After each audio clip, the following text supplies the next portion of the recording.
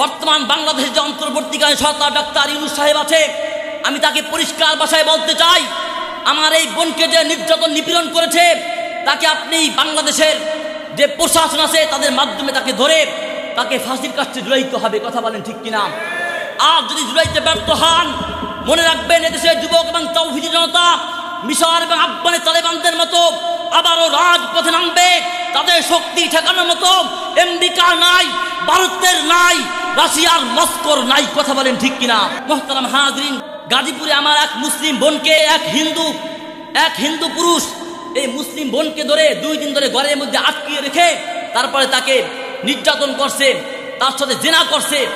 আপনারা সোশ্যাল মিডিয়াতে দেখবেন গতকালকের কাহিনী। মুহতারাম হাজরিন, এরকম কাহিনী যে আমার এই বাংলার জমিনে কতবার হয়, দিন দিন হচ্ছে, কিন্তু আমরা এই বিচার পাচ্ছি না।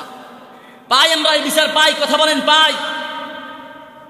সুতরাং যেহেতু আমার এই বোন, একটা বোনের কিন্তু মূল্য আছে বাজান, এক নারীর কিন্তু মূল্য আছে।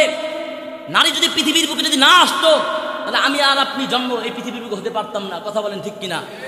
অনতি বিলম্বে তাকে ফাঁসির কাছে ঝুলাইতে হবে। কথা বলেন ঠিক কিনা? ফাঁসির কাছে ঝুলাইলেই হবে না। ঢাকা রাজধানী বাইতুল মুকাররমের সামনে এই হিন্দু, এই নাস্তিককে পুরা জাতিকে দেখিয়ে দিতে হবে যে মুসলিম কোন বোনকে যদি কেউ নির্যাতন নিপীড়ন করে, জিনা করে, তাহলে তার সর্বোচ্চ শাস্তি মৃত্যুদণ্ডের আইন পাস। বর্তমান বাংলাদেশের যে অন্তর্বর্তীকালীন সরকার ডাক্তার ইউনূস সাহেব আছে, আমি তাকে পরিষ্কার ভাষায় বলতে চাই, আমার এই বোনকে যে নির্যাতন নিপীড়ন করেছে, তাকে আপনি বাংলাদেশের যে প্রশাসন আছে তাদের মাধ্যমে তাকে ধরে তাকে ফাঁসির কাছে ঝুলাইতে হবে। কথা বলেন ঠিক কিনা? আর যদি ঝুলাইতে ব্যর্থ হন, মনে রাখবেন এদেশের যুবক এবং তৌহিদি জনতা মিশর এবং আফগানের তালেবানদের মতো আবারও রাজপথে নামবে। তাদের শক্তি ঠেকানোর মতো আমেরিকা নাই, ভারতের নাই, রাশিয়ার মস্কোর নাই। কথা বলেন ঠিক কিনা? মুহতারাম হাজরিন।